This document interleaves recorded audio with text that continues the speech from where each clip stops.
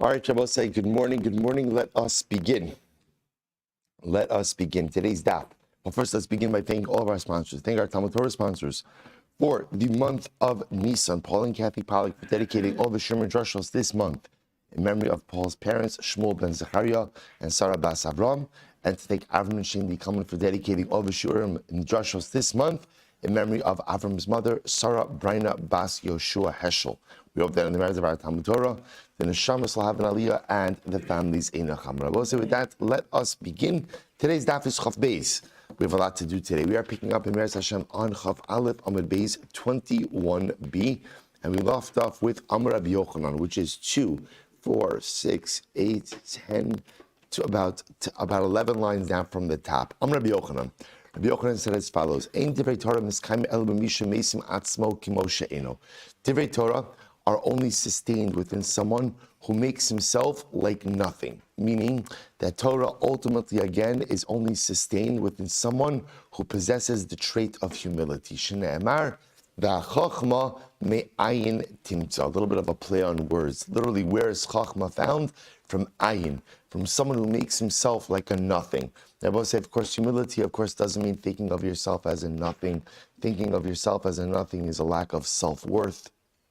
But rather, again, in this particular context, ayin means the concept of humility. Humility is the ingredient that allows one to retain their Torah. Rabbi Yeshua Omer Rotze Isha. So my commerce, let's remember again, the Mishnah said that Rabbi Yeshua said that, Rabbi Yeshua's statement, so my kamar, what are we saying? Hachi kamar, Rotze Isha bekav v'tiflos imo mitisha kabin uprishus. Ultimately, again, what did we say? We said that halacha l'maaseh also is incredible. That a woman, literally again, would rather have a kav. A kav is a lower measure. Tiflos means intimacy. Then go ahead and have tisha, more gashmius, tisha uprishos, and a lack of intimacy.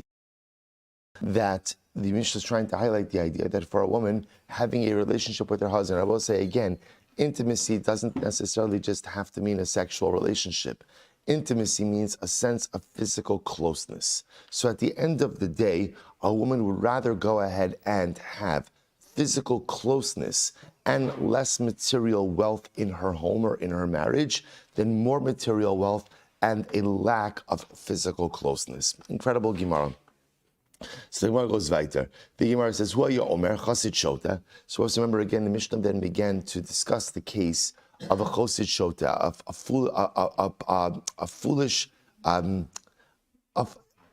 a pious fool. Thank you, a pious fool. So the Gemara says, "Hechi dami chosid Sotah." What's the case of a chosid Sotah? Kigon dekatava isisa benara va'amar lav arach ara listakuleba va'atzula. We'll say, what's a good case of a chosid Sotah, of a foolish, of a pious fool? A man who's walking by, he sees a woman drowning in a river, and he says, you know what, it's not appropriate to look at women, right? It's not appropriate to look at women. It's not appropriate to touch a woman. And therefore, again, he kind of walks by. Again, isn't that appropriate to look at women in a lustful fashion? Of course. Isn't that appropriate to touch women who are not related to you, not your wife? Of course. But Lamais, again, Hatzalas Nefashos is Hatzalas Nefashos. So that's a pious fool. So also you see from here that the real definition of a pious fool is someone who kind of contorts the very principles upon which the Torah is built and uses them in a way that HaKadosh Baruch Hu would never want them used. An incredible idea. So the Gemara says, "Heichi dami rasha aru." What's the case of a cunning rasha? Amar Rabbi Yochanan, "Zehamatim dvarav l'dayan kodem sheba baldin chavero." This refers, we'll say, to a litigant who advances his information to the judge prior to his fellow litigant showing up. So I will say this is interesting. In other words, so what is this individual doing? He's prejudicing the judge before the case even starts. Right? He's creating a prejudice. And I will say, so again, the reason the Gemara calls him a Rasha Arum, cunning, is because he's doing something like very nuanced, right? Is he committing an Avera? Is he committing an overt Avera? Well, the truth is, it's an Avera for the judge to listen to one side before the other side is present. But Lamaisa, this is a very cunning behavior, sought to go ahead, meant to tip the scales in his balance. Rabbi Yavao Omer Zanosim Dinar La'ani Lahashlim Lomasayim. This is incredible. What's a Rasha Arum? What's a cunning Rasha? It's someone who goes ahead and gives a dinar. Dinar is a small amount of money to an ani in order to allow him to reach the 200 zuz threshold. The Rebbe will say, what's unique about the 200 zuz threshold? He says, Disnan, mishiyesh lo masayim zuz. Someone who possesses 200 zuz, lo yitol leket shechacha upea umaiser ani. This is interesting. If you have more than 200 zuz or more in your bank account, you are disqualified, essentially, from taking tithes for the poor. Right? In other words, you've met the minimum income level, which disqualifies you from taking money usually set aside for the poor. Now, I watch this. I feel elef nostin lo ke'achad harei yitol. That I will say again, at that point, if a person receives a gift of a certain amount of money, even though that gift would go ahead and automatically take him over the threshold, he'd be permitted to go ahead and take it. So I will say, so the idea over here is what's a Rasha Arum? What's a cunning Rasha? Someone who goes over to the ani and he gives him just enough to put him over the threshold. So it's not a meaningful gift. It's not a meaningful gift, but it's meaningful enough that he can no longer take from any other tithe set aside for the poor. So in other words, that's called the Rasha Arum because look, either help or don't help, right? If you're going to help, then help with something meaningful. If you're not going to help, then leave him alone and at least allow him to collect from the tithes from which he's technically entitled to. Rabbi Asi Rabbi Yochanan Zamasi Eisa Limkar Benechasim Mu'atin. We will say this is someone who gives advice to sons to sell a small amount of assets. I'll say very quickly outside. Remember, let's say a father dies, he leaves behind a small, now generally if father dies, so sons inherit, daughters are supported from the estate. That's the way it works. Let's say halacha l'maisa, father only left behind a very small estate. In that case, what we do is, daughters are supported by the estate, and the sons have to support themselves. Now, technically speaking, if the sons go ahead and sell off the estate, even though it's wrong, what the sale stands. The Gemara says, what's a Rasha Arum? What's a Rasha Arum? A Rasha Arum is someone who encourages the sons to go ahead and sell off the estate when there's only the small estate. Technically, it's legal, but now what he's done is he's deprived the daughters of any source of support. So I will say, you begin to see the common denominator over here. He goes on and he says, Abai is another example. So what's an Rasha Arum? It's someone who gives advice to sell off property, like Rabbi Shmuel Silber. What's Rabbi Shmuel Silber? Let's listen to this. Interesting gift. Let's say Ruvain is on his deathbed, or I should say, we'll call him Goses is on his deathbed, and he says as follows. He says, Ruvain, when I die, my property goes to you, and after you, I want whatever remainder to go to Shimon, right? So you can make a successive gift, right? It goes to you and then to Shimon. So I'll say, now what's the halacha? So let's say Ruvain decides, you know what? I'm selling the property. What's the halacha? Hasheni motzi miyad al kulchos divrei Rebbe. Rebbe says that Shimon could come along and extract the property from the purchasers because Ruvain didn't really have a right to sell, right? Remember again, Ruvain has it for Ruvain's lifetime and then it passes to Shimon. If Ruvain sells it to someone, technically speaking, Ruvain didn't have that right. So therefore, again, Rebbe says that halacha l'maisa, Shimon could come and extract the property from the purchasers. Rabbi Shmuel says, no, ein l'sheni ela masha shia rishon. Rabbi Shmuel says, it's not really true. All Shimon really has is whatever Ruvain left over. And in this case, what's left over after Ruvain? What's left over? Nothing, because Ruvain sold it. So we'll say, so therefore Ruvain acted inappropriately, but lamaisa, it works. So the Gemara goes right to the Gemara says, Rav Yosef Bar Chama Amar Rav Sheshes, Za Machriya Acherim Barachosav. What's a Rasha Aram? What's a cunning Rasha? It's someone who goes in and tries to get people to follow him. If you look at Rashi, Rashi says, very last Rashi on the daf, Hamachri acherim ba'chosav, re'u va'asu kamoni. Right? A person says, look at me and follow my ways. Uluchu b'drachai, v'lo niskaven ze ela laharos atzmo ki chased be'enei habrios, ve'ein tocho kibaro. So Rabbi say, what is this person trying to accomplish? He's trying to get people to follow him so that he looks pious. And Rabbi say, when you look pious, the good thing is that what? People don't necessarily examine your deeds as closely. So therefore, again, kind of the veneer of piety allows him to go ahead and do other things underneath the radar. What's a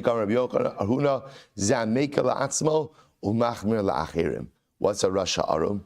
We'll say Rasha Arum ultimately again is someone who is machmir for other people, but mekel for himself. I will say, by the way, this doesn't just have to be in halacha, right? This is in general sometimes one of the hardest things that we do, even without even realizing it, is we hold other people to such a high standard, and yet for ourselves, we give ourselves a pass on everything, right? I make a mistake, okay, look, people make mistakes. Someone else makes a mistake, unforgivable. Shabbos say that's called being machmir la'acherim u'mekel la'atzma. Mekel la'atzma machmir la'acherim. It's one of the most common traps that we fall into in interpersonal relationships. To me, I give myself a pass on everything. To others, every transgression is simply unforgivable. That's called the Rasha Arum. Ula Amar Ula says, Zeh tapav chav beis shekara v'shana v'loshim shamim v'cham. We'll say, well, this is actually fascinating. What is a Rasha Arum, a cunning Rasha? Is someone who learned but never served Talmidei Chachamim. Now I will say, why does that make a person a Rasha Arum? Take a look at Tap Rashi on Chav Beis Madav 22a.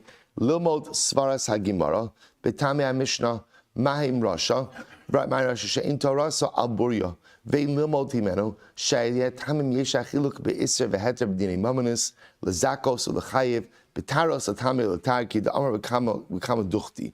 My Tamar Mahachis Shabbos said, listen to this.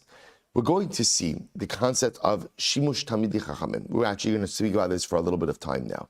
In this context, Shimush Talmidei Chachamim means, I would say, there's information. Remember, we live in a very different time where you can access any and all information without a teacher. Right? In other words, we can access everything, which is an incredible source in the times we live in. So I will say, from the Gemara's perspective, there are certain things you can learn on your own, right? What could you learn on your own? You can learn Tanakh on your own. You can learn Mishnah on your own. The problem is, that when you learn a Mishnah, you do not emerge with a full understanding of the topic, right? You often don't understand the nuances. You don't understand the svaras. So I will say, that's why a person has to be Meshamesh Talmidei Chachamim. Shimush Talmidei Chachamim in this particular line means you have a Rebbe, and that Rebbe teaches you the ins and outs of the Mishnayos, the distinctions in halacha. So now you have a Mishnah, and you know how to apply it to real life. Masha'en came, if you don't have a Rebbe, right, you're not Meshamesh Talmidei Chachamim, therefore again, you don't have svara, you don't have the logic, you don't have the nuanced understanding, ultimately again of the Mishnah. That can lead to all type of disastrous results. So the Gemara calls that a Rasha Arum. So what I want to highlight to you is something very interesting. So now that's the end of that sugya. So remember again, the Mishnah was trying to highlight the negativity of the Rasha Arum. What's unique? We now saw a whole bunch of definitions of Rasha Arum. So I'll say, what's the definition of a Rasha Arum? A Rasha Arum is not necessarily someone who is living on the wrong side of the law, right? He's just a person who's not doing the right thing. And that's what makes him, Rasha is that he's not doing the right thing. What makes him Arum, cunning, is that again, if you kind of try to say, is he doing something usser? Is he doing something usser? Not necessarily. Not necessarily. In other words, you'd be hard-pressed to identify the isser that he's committing in all of these examples, but it's wrong. So I will say sometimes in life, you could be in the legal right, but you're still wrong. You're still wrong, right? We try, I think as parents, we try to teach our children this concept all the time, because children as concrete thinkers, right, are either like, well, is it right or is it wrong? And as adults who are hopefully a bit more sophisticated and nuanced, we understand something could be right in that it's not wrong, right? Something could be legal, but it's wrong. It's inappropriate. It's not what should be done. And I will say that's why it's interesting, because like the buildup, right? What's the last definition of Rasham Arum? I will say is Zeshekara Vishnav Lo Shimish Tamid Chamim. I will say, how do you pick up those nuances in life, right? Because a lot of this is nuanced. How do you pick up? I will say, I want to point out every example of the Rasha Arum. I will say, is there an opinion for the Rasha to hang his hat on in every single one of these cases? The answer is yes. It's interesting, but it's not right.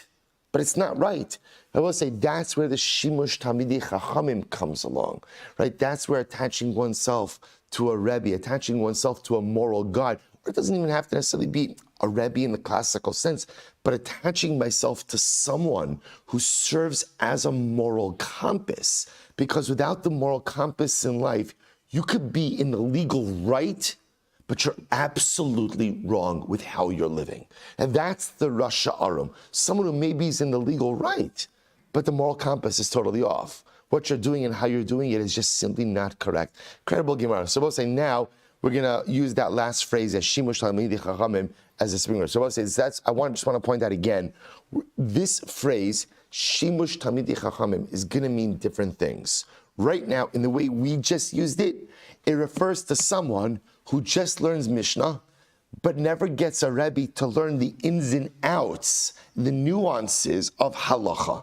Something like that is just going to get you into all kinds of Judaic trouble. So Itmar, here we go. Kara v'shana lo shim shamei chamim. If a person learned, we'll say Kara means learn Tanakh, right? Shana means learn Mishnah, but didn't have a Rebbe. Right, so we'll say, so didn't learn Gemara, didn't learn Svara, didn't learn the nuances.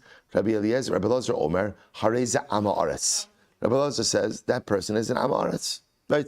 Rabbi Eliezer, what does it mean is an Ama Aretz? Rashi says over here, Shechashud ala Maisrus v'ala Taras. Remember again, Rabbi Eliezer, being called an Ama Aretz, right? Today, you call someone an Ama Aretz. What's the ramification of calling someone an Ama Aretz? Chances are, if you call a person an Ama Aretz, he's going to say, yeah, you're right. Good point. Right, solid point. Right, because again, the truth is, a lot of times I'm an Amar. It's fine. So I would say, but lamaisa in halacha that has a ramification. Amaretz, for example, would be someone who is not careful with trumas and maestros. Not careful with trumas and maestros. So I will say this. So this actually again would have a halachic designation as well. So the Gemara says, so therefore he would not be trusted ultimately, again, with Trumas and Maestros. So the Gemara says, Amar Harei Zebur. Such a person is a bur. Rashi says, even Garua me Amaretz, even less than an Amaretz. Okay? Rabbi Yana Amar Harei Zekusi. Such a person is treated like a kusi. Now, I understand what that means. Remember, again, these are not simply derogatory terms. These are halachic terms. Rashi says, for example, you can't eat the bread or the wine of a kusi. Now, I will say, what are we concerned about over here? What we're concerned about over here is that since this person never learned by Talmidei Chachamim, essentially since this person never had a Rebbe, therefore again never learned Gemara, never learned the ins and outs of halacha, we have to be concerned that such a person does not know what they're doing. So therefore, again, this is not a derogatory term. This is just a practical term. You don't know what you're doing Judaically, and therefore one has to be careful with how they interact. You have to be careful about the food of this person. You have to be careful about the trumas and maestros and taras of this person, not as a derogatory term, but simply as a metzias, as a de facto term. So the Gemara goes right to the Gemara, says this one's a bit more derogatory. Amar Vachar Bar Yaakov, Amar Hareze Mogush. They both say this guy is a Mogush. They both say, what's a Mogush? So Rashi says over here, Mechashev, Ha'ochez es Hainayim, V'gonim v'salavavos, V'av zekein. So they both say this is an individual, ultimately, again, who's a sorcerer. They both say, now what's the chap of the sorcerer? So the whole chap of the sorcerer is, it was a lot of smoke and mirrors. It was illusions. So to the person who learns, but is never Mishamesh Talmidei Chachamim, such a person gives the appearance of knowing what they're doing, but in fact, they do not. In fact, they do not. I think this last interpretation, that the person who is not Mishamish Talmidei Chachamim ultimately, again, is like a Magush. So ultimately, again, I will say, that seems to be the most mistaber. Why? The Amri Inshi, Ratin magusha v'lo yada my amar. Let's say sometimes you have a sorcerer and he recites his incantations or his spells and he has no idea what it is that he's saying. In other words, he knows how to get results, but he has no idea what it is that he's saying. Tani tana v'lo yada my amar. So too sometimes again a person says statements in halacha, right? A person says mishnayos and he has absolutely no idea what it is that he's saying. So we'll say, so just so you understand, like practically, what this means for us is the need to learn halacha. That's really what this translates into, is the need to learn halacha. Whereas what's the whole chap of being mishamesh tamidei chachamim? On your own, you can learn Tanakh.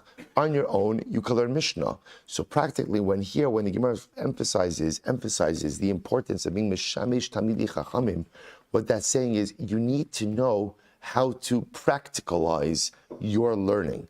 If you don't know how to take what you learn and translate it into everyday living, then there's this chasm, right? Suddenly, again, there's this incredible canyon in between me and the actualization of my Yiddishkeit. So that's why today, again, I will say this expresses itself. Like I said, we can access the knowledge. You can access the knowledge without anyone, right? But lamaisa, the need to learn halacha, because halacha is how we take theoretical learning and make it practical. And if a person doesn't take the time to learn halacha, there is this whole body of Yiddishkeit that is going ahead and missing.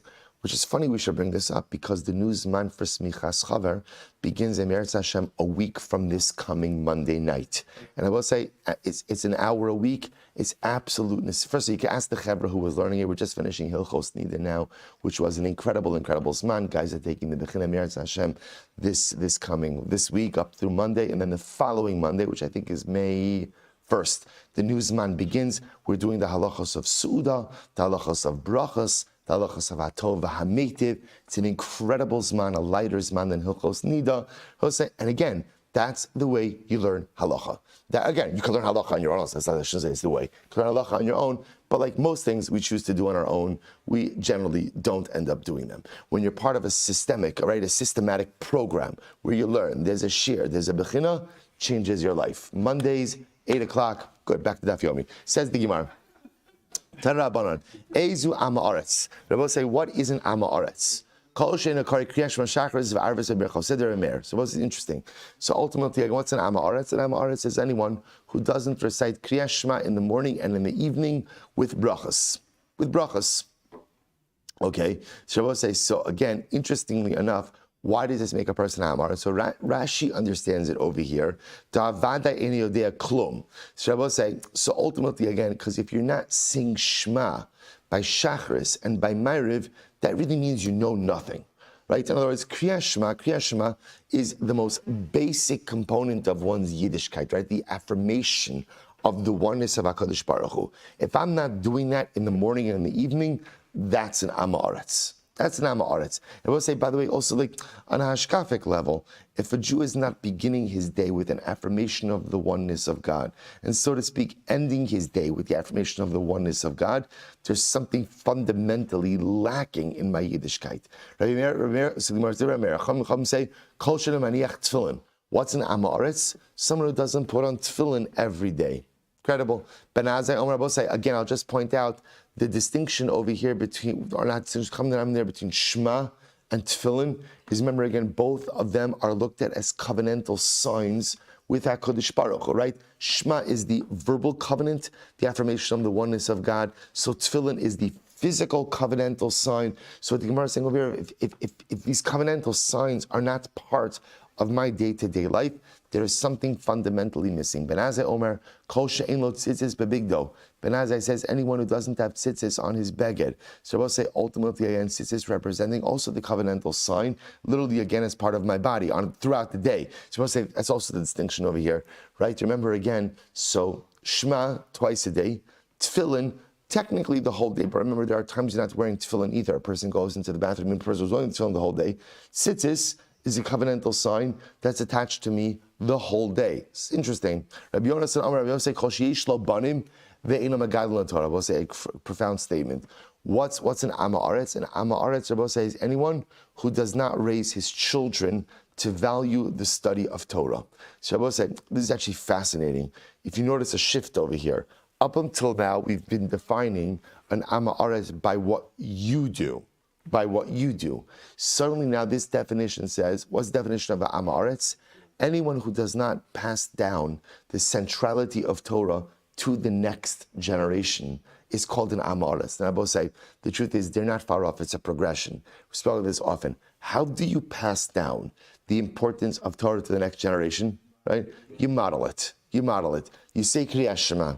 You wear tefillin. You wear tzitzis. He'll say, so in other words, and by the way, these are big things because tzitzis is something your kids see. Tefillin is something your kids see. Kriyas Shema they may or may not see. So how do you go ahead and ensure that the next generation values Torah?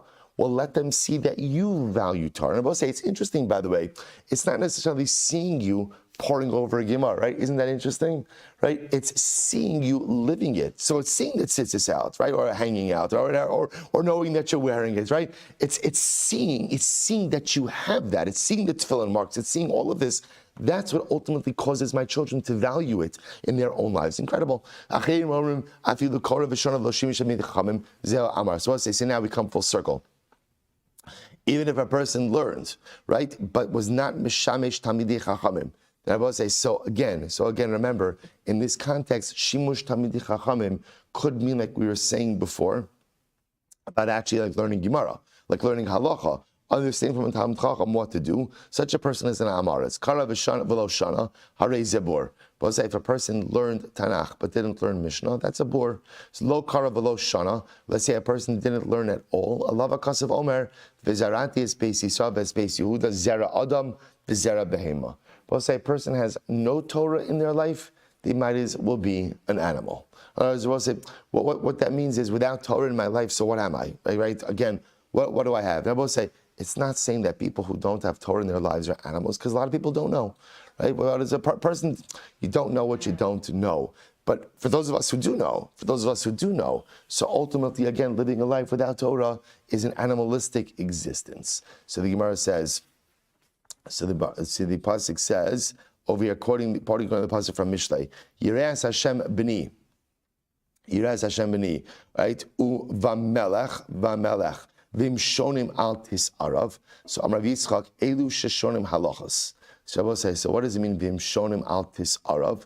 This refers ultimately again to people sheshonim halachas. Now Rashi says over here, sheshonim halachas means they learn halacha, but they're not mishamesh talmidei chachamim. So we'll say once again, this is the sugya of the importance ultimately again. Now I just want to point out something fascinating. Generally, when we have the concept of shimush talmidei chachamim, shimush talmidei chachamim literally means serve talmidei chachamim, which generally means like spend time with talmidei chachamim, because from a talmid chacham you'll pick up not just Torah, but what? Like how they live, how they conduct themselves, right? Just day to day, and there's value in seeing that. Here, when the Gemara is understanding shimush talmidei chachamim, the Gemara really is understanding it ultimately again in the context of actually learning like halacha and svara and logic, so you can know exactly what to do with your information. So pshitu, that's obviously. So ma'adatema, shonim b'cheit. So you might have thought maybe shonim al tisarav means don't get involved with people who repeat negative behaviors. Right? After all, Kidra Afhuna, Kevan Sha'avar Adam Avera V'Shanaba. We'll say when a person commits an Avera and then repeats that behavior, Hutralo, it becomes permitted to him. Now we'll say the Gemara elsewhere says, Hutralo, really? That's the way it works in life? If you do an Avera and then you repeat, suddenly it's mutter? I mean, I don't know. That's great news if that's actually true, right? Let's say, so no, rather the Gemara always says, Na'asis lo keheter. Rather, what it means is once you engage in a negative behavior and you repeat that negative behavior, it becomes like it's mutter to you, which we all know from our own lives. Repeat any behavior. Right? The first time I do something bad, I feel really terrible about it. Right? Do it again, I feel less terrible about it. It usually takes 3 times, right, to feel okay about it. All right. In any event, I might have thought that's the meaning of the pasuk. Oh, sorry, one second. What was I? I might have thought that's the meaning of the pasuk. V'shonam al tesarav. Literally, again, do not mix with people who commit averos. No, kamash malon, that it's referring to people who are not mishamish tamidei chachamim. Incredible. So Tana hatunoim mivali olam. So we'll say now. This is actually an interesting statement. Tinoim, which means people who learn Mishnayos, are Mevali Olam, destroy the world. So Mevali Olam, really? People learn Mishnah, destroy the world? I don't know. Out of all the people who have a negative impact on the world, I wouldn't think it's the people who learn Mishnayos. Ravina, Shemorin Halacha Mitoch Mishnasan. No, what is it talking about? It's people who paskin halacha based on a Mishnah. Now, I will say, can you imagine that? Now, by the way, I think the contemporary example of this would be people who paskin halacha from Google, right? Again, so that's the modern day equivalent, right? In other words, so it used to be, right, you opened up a Mishnah, although Google is much better than just going ahead and opening up a Mishnah, because you can actually get a lot of information on the internet. And I'll say, but the idea being that someone who paskins halacha from a Mishnah, ultimately, again, you're missing like a whole body of knowledge. So you could literally destroy the world from going ahead and paskening a halacha from a Mishnah. That supports this. Rabbi Yeshua, is that true? People are Mishnayos destroy the world. They're learning Torah. Shneimar halichas olam lo ela shemorin halacha mitoch mishnah. No. Learning Mishnah is absolutely beautiful, and the study of halacha is absolutely something that sustains the world. Paskening halacha from Mishnah is absolutely unequivocally dangerous and potentially disastrous. Isha Prusha. So I'll say, remember again, the Mishnah then went on for a list of things that are also detrimental. So they spoke about, again, an ascetic woman. So Tan Rabbana, I'll say an incredible story. Tan Rabbana, not story, but incredible Gemara. Besula Tzailonis, or Tzailonis. Va'amana Shovavin, the Katan Shlokalu Chadashiv, We'll say a very profound Gemara. Literally, again, a besula, an unmarried woman who's always davening, right? Or an amana who is always chatting with the neighbors, right? Or a katan, literally a child who did not finish his months, which sounds like a child in utero who did not finish his months. We'll see what this means. Hare'elu mavali olam. These are things which destroy the world. I will say now, what's the pshat over here? So Rashi understands over here that sometimes when you see people engaged in excessive behaviors, it's often a front to mask something inappropriate that's going on. So he's saying, like, you see the basula, you see the young woman who's always davening. No one's always davening. So sometimes that could be a front to mask immoral behavior, right? The amana who's always chatting with all of the neighbors, someone who's too social, also sometimes could be a little bit of an indicator of something inappropriate. Now the last one, Katan Shlokalu Chadashav, it's not immediately understandable what it's talking about. Let's see, Ini, is that so? So the Gemara says, Rabbi Yochanan, Lamadnu yiras chet mi besula, v'kibul schar me almana. Yet, again, Rabbi Yochanan said, we learned the concept of yiras chet from a story of a besula and the story of schar from an almana. What's the story? Yiras chet mi besula. Listen to this incredible story. Rabbi Yochanan shama lahi besula. Tenafla Abba v'Kamra. Rabbi said one time Rabbi Yochanan overheard a young woman who was davening, and she said to herself, listen to this, how beautiful this is. Ribono shel olam, barasa gan eden, barasa gehenim. Baruch Hu, you created Gan Eden, you created Gehenim. Barasa tzadikim, barasa rishayim. You created tzadikim, you created rishayim. Yiratzam lefanecha shelo yikashlu bi bnei adam. Baruch Hu, it should be your will that no man should sin through me. So apparently she was a very beautiful young lady, and she davened to HaKadosh Baruch Hu that people shouldn't sin as a result of her. So I'll say, so this is obviously a very pious young woman, right? In other words, it's not her problem. In other words, if a man sins because of her, a man looks at her inappropriately or thinks about her inappropriately, that's not on her, right? That's on him. That's on him. But she's davening to HaKadosh Baruch Hu. I don't want to be the reason for someone else's spiritual struggle, which I will say, by the way, is such a fascinating tefillah in general, right? So often what we are focused on, of course, is our own spiritual growth and our own spiritual struggles. But the notion that I don't want to be the source of struggle for someone else is such a high level. Right, to think, I don't want to be the stumbling block. I don't want to be the stumbling block for someone else is such a profound piety, like such a selfless piety.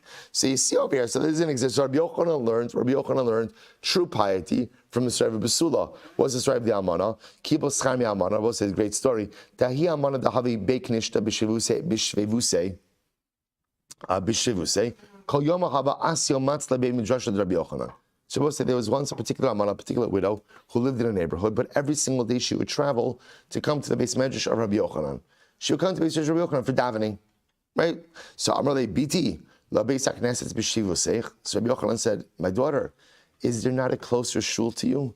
Right? I mean, the story of Jews throughout history is they always walk by certain shuls to go to others, right? That's like, right? That's a minhag avosina b'yadeinu. You can't daven at this one. I had to daven at this, right? So the nice again. So nice. He says to this woman. He said, I don't understand why are you traveling all this way. Is there not ultimately again a closer shul to you?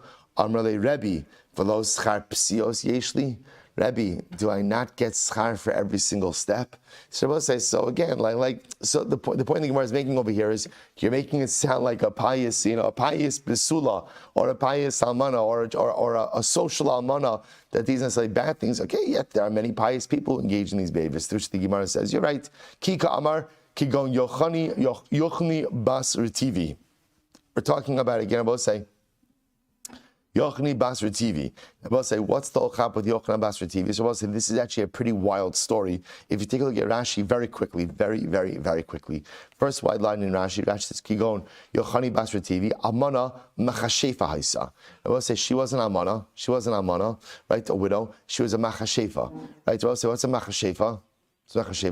Right, not a mother-in-law, right? Again, right. So again, the term is used, right? Machashefa ultimately is a sorceress. Sorry, right? So I'll say, so ultimately again, so Machashefa haisa ucheshamagia eis leidas isha. Let's listen to this. But she was like a legit Machashefa, right? Legit Machashefa. Listen to this. When a woman would give birth, so what happened? Haisod tzeres rachma Machashevos.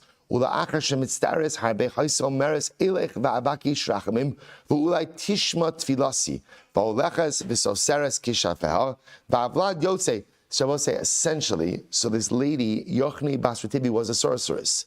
And when would she practice her sorcery? When a woman was about to give birth, she would cast a spell upon a woman that essentially would prevent her from giving birth. Obviously, the mother is in agony. So this lady, Yochani Bas Retivi, would say, okay, don't worry, I'm going to daven for her. She would, quote unquote, daven for her, then release her from the spell, she'd give birth. So she developed this reputation as like a real Rebbitzin, right? This is the Rebbitzin. So the Rashi then goes on to say that one time, someone saw exactly what she was doing and, the jig was up. They'll say, so this is an example. In other words, the Gemara is trying to give examples that there are people who put on false displays of piety. So the Gemara just says, Moses, it's very interesting that in general, whenever you see excessive piety, just be wary. Just be wary, right? That's all. Just look at it. In other words, piety is good. Are there people who are excessively pious? Yes. Who are genuine? Yes. But sometimes it requires us, before we fully follow such an individual, just to go ahead and just to look at it a bit with a critical eye, to make sure that it's genuine. If I say this, there's this incredible balance in life. You can't be a cynical person, right? Who is cynical and jaded about everyone and everything. At the same time, when you do see certain things that appear to be in excess, it does require me ultimately to look at it with a bit of a critical eye. Not a cynical eye, not a jaded eye, but a bit of a critical eye. Incredible. So the Gemara goes right there. The Gemara says, "My katan shlokalo chadash." I will say, but what was the example of a katan, of a child, literally again, who did not complete his months? So I will say, what does that refer to? I will say, it's incredible. I will say, this refers to a Talmid Chacham, literally again, who rebels against his Rebbe. I will say, by the way, the wording is so profound. So a Talmid Chacham who rebels against his Rebbe. I will say, what is he like? He's like a child who comes out of the womb before he's ready. Katan shlo kalalo chadashav. Person has a Rebbe. Person has to respect his Rebbe. So if a person thinks, I'm a Talmid Chacham, I'm good enough, I know enough, I could do this on my own. Ultimately, again, he's like a child who's coming out of the womb prematurely. What a profound comparison. Rabbi Abba Amar Zet Talmud Shlohi Gil Lahora Umora. This refers to Talmud Chacham who's not really ready to paskin halacha, but still paskins. The Rabbi Avo Amar Rav Huna Amar Rav Mai Dichsiv Ki Rabim Chalolim Hepila Vatsumim Kol Harogel. So it says it's a profound pasuk. We're quoting the pasuk from Mishlei. Literally again, Ki Rabim Chalolim Hepila. He's killed many people. Vatsumim Kol Harogel. But ultimately, again, he's even killed strong people. What does this mean? Ki rabim chalalim hepila. So we'll say, what does it mean? He's killed many people. This refers to a Talmud Chacham who's not really capable of paskening halacha, but still does so. He will say that could be a very destructive thing, which of course we all know this, right? We make sense because halacha, if a person doesn't know, but yet they're giving halachic instruction, giving halachic ruling, lemaisa again, it could cause disastrous results. Rabbi say, but look at the other side of this. But yet, vatsumim kol harogel. Rabbi say, now the way ultimately again we translate this is that ultimately again he's killed strong people as well. Here ultimately again the Gemara is dashing a different way. Atzum kol harogel. What does that refer to? Zet Talmud Chacham she'egia lahora ve'imamora. Rabbi say very profound. This refers to someone who has the ability to paskin halacha, but doesn't do so. Rashi points out over here, atzumim is from lashon of like closing your eyes. The same way that if you paskin halacha and you're not ready to, it could have disastrous results. So I will say, if a person goes ahead and has the ability to provide a service, but doesn't do so, you close your eyes, that also has disastrous results. And I will say, what a profound Gemara. Because right, there's a deeper message to this, even than just pasking halacha. And I will say, sometimes we get involved in things that we shouldn't get involved in, right? So the Talmud Chacham who paskins halacha, when he's not capable of doing so, he's putting himself, he's getting into a ring that he shouldn't be in. And I'll say for that there's culpability. That's that culpability. But L'maiseh Rabbi said there's also equal culpability for being able to do certain things in life and not doing them.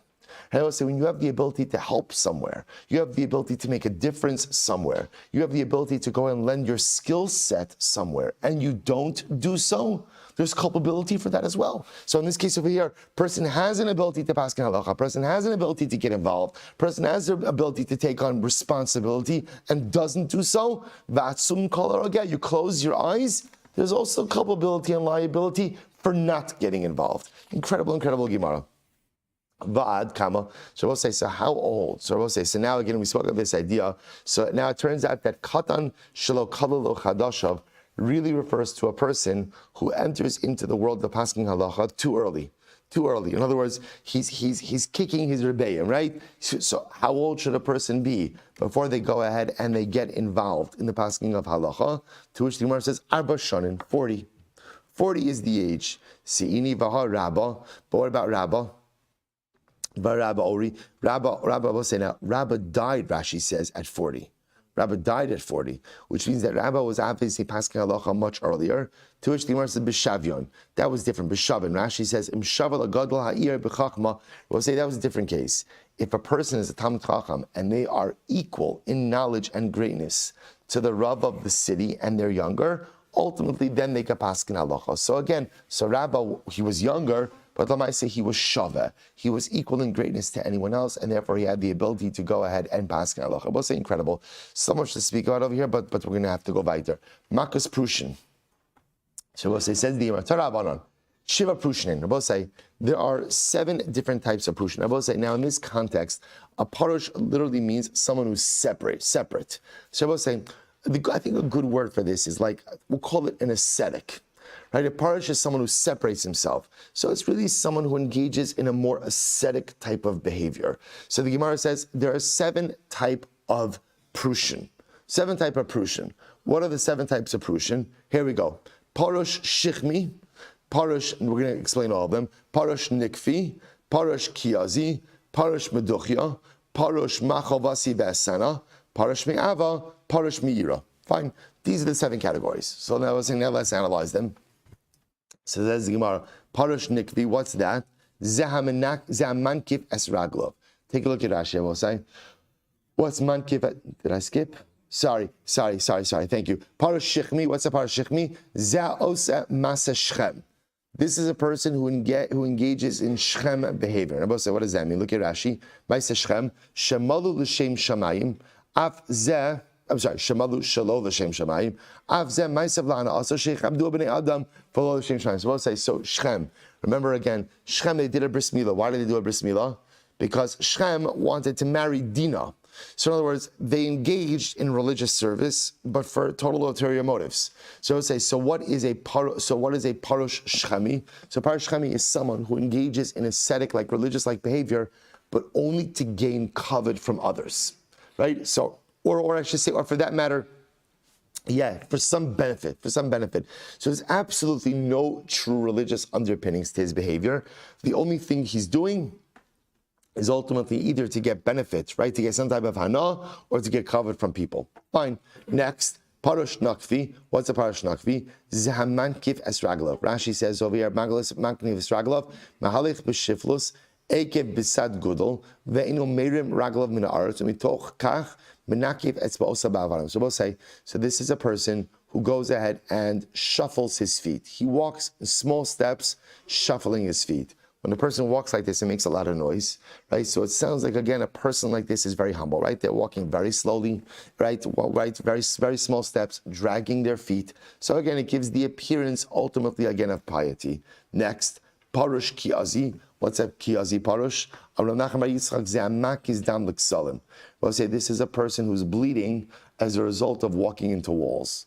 Now, what's that about? Look at Rashi. Mak is dam l'ksalim. Or say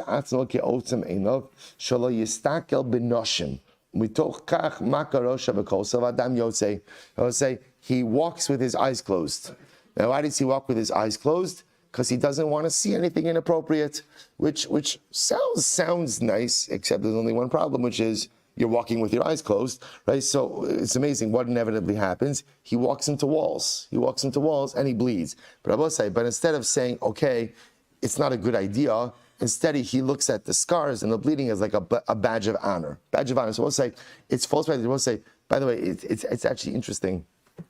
It's actually interesting because we'll say a lot of times in life, we do things which inevitably cause us to walk into walls and bleed. Not literally, but figuratively. But the interesting part is we still do them, right? I have behaviors that I know are a dead end. I have behaviors that I know do not work for me. I have behaviors that I know just cause pain. And yet, I still do them.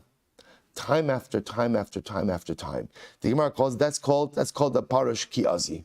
Right? The parush kiazi is this guy who thinks he's doing the right thing, he thinks he's a parush, but Lamais, it's absolutely foolish behavior. Parush meduchya. What's parush meduchya? Amar Rav Shila, de meshapa ki meduchya. People say that ultimately, again, he's bent over like a pestle. Right? So this is a guy who totally walks hunched over as a display of humility. Parush machavasi v'asana. So I just want to point out, these are all, again, these are not good. These are not good, right? In other words, in the eyes of Chazal, these were considered to be exaggerated behaviors that are not helpful. In other words, there is a way to be pious, and maybe there even is a place for a parush, right? It's not an ascetic lifestyle, it's not for everyone, but it may be for some, but even so, one has to be a parush with chachma. These are examples of prishos without chachma. So the Gemara goes right, the parush machavasi vesana. So this is an interesting one. A guy is a parush who says, tell me what my obligation is and I'll do it. And Rabbi say, when you read this sounds great, right? This sounds great. The Gemara says, Hamal Yusihi. I will say, I don't know, shouldn't all of us be this kind of guy who says, tell me what my obligation is and I will do it. Tell me what my obligation is and I'll do it. To which the Gemara says, Ela de Amar, Machovasi Su Vesena. No, we'll say, what is he saying? He's saying, tell me, what else is there for me to do? The else is the operative word. What else is there? I'll say, when a person says, what else is there for me to do? I'll say, what's the inference? What's the inference? What could be inferred from that statement? I've already done everything that is incumbent upon. I will say, it's like imagine a person says, tell me what else there is to learn. What? What else there is to learn? What other mitzvos are there to do? What other mitzvos? right? We have a whole bunch of mitzvahs, we'll say, right? Whole bunch of Torahs. And a person goes out and says, right, ma'es od, right? What is it? Machovasi v'su esa, right? What else is there for me to do? I'll say that is a display of false piety. Parush me'ava, parush me'ira. Shabbos said this is very interesting. If a guy will say, Parush me'ava sounds like ultimately, again, he's a parush, he lives an ascetic life, right? Why? Me'ava, from avas Hashem. Parush me'ira means he's parush me'ira. The Gemara says, Amrule abai v'rav alatana, lo tisni parush me'ava, parush me'ira. Take these off the list. Take these off the list. I will say these actually don't belong over here. Look at Rashi. Rashi says, Parush me'ava, me'avas schar ha-mitzvus, V'lo avas mitzvos habore. Miyira sha'on shin. I will say, just so you understand, the ava over here in Yira is ava of reward, love of reward, and Yira is fear of punishment. So a guy says, I'm going to be a parush because I want reward. Or a guy says, I'm going to be a parush. Why? Because I want to avoid punishment. So Shabbos says, Sabai and Rav say, take these off the list. Now, why do you take these off the list? Shabbos says, it's incredible. In reality, you should do mitzvahs even shalol lishma, even not for the right purposes. Why? Shemitok shalol lishma, ba lishma. Because Rabbi say, if you start, first of all, if you wait to do things for the right reasons, you're going to end up doing nothing. So better to start things for the wrong reasons and do them. Because if you do things, if you get used to doing things, even for the wrong reasons, ultimately, you'll come to do them for the right reasons. So therefore, I will say, if a person is a parush me'ava, or a parush mi'ira. In other words, that he says, I'm going to serve Hashem because I want reward, or I'm going to serve Hashem because I want to avoid punishment. Not ideal, but a fantastically amazing start. I will say again, the worst thing you could be in Yiddishkeit is a purist. It's the worst thing you could be in. The worst thing you could be in life is a purist. Because people who are purists get absolutely nothing done. Instead, again, go for good. Go for good, start with good, and if you start with good, you can work your way up to excellent. Start with excellent, and you get started with absolutely nothing. That's the shalol lishma, ba lishma. Just start doing, even if your intentions are flawed, because if you start doing, you'll get yourself to the right intentions. Incredible, incredible. So the Gemara goes right. So the Gemara says, I'm sorry. Dimitamra mitamra, udimegalia megalia. Beidina Rabba, Lispara Mehani Dechafu Gundi. Shabbos said this is an incredible statement. Shabbos said, look how this sugya kind of ends. Rav Nachman says, the truth is, we'll say, the one thing you can never really tell in life is who is genuine, right? You can't really tell who's genuine. So his lashon over here is, right, the hidden ones will be hidden, the revealed ones will be revealed. Some people you could see are fake. Other people do a great job, right? And they fool the entire world. But here's the good news. Beit Din Rabbah, ultimately, again, the Beis Din of HaKadosh Baruch Hu, Lispera Mehani Dechafe Gundi, will go ahead and take a literally exact punishment from those who wrap themselves in a cloak of tzitzis. In other words, both say the cloak of tzitzis ultimately represents one who puts on an external display of piety, putting on a good show. So essentially, again, can you fool people? Can you fool people? Sure. You could always fool people. You could do a very good job at fooling people. But at the end of the day, the good part is, even if you could pull the wool over the eyes of man, at the end of the day, you can never fool HaKadosh Baruch Hu. And the Moshe exacts punishment, ultimately, again, from those who live lives of disingenuousness. Disingenuousness. I will say, because at the end, we'll have to stop over here. I will say, but at the end of the day, Lemaisa, at the end of the day, what does HaKadosh Baruch Hu ask of us? Not perfection. He just asks us to be real. Or he just asks us to be genuine people. And therefore, again, Allah Chalamaisa, a person puts on a facade, a person puts on a show for that. Right? It's actually for sin, HaKadosh Baruch Hu has Rachmanis. For disingenuousness, that the Rebbe Shalom has very little patience. We'll say we're not finished. Yanai Malka tomorrow. Shkoyach.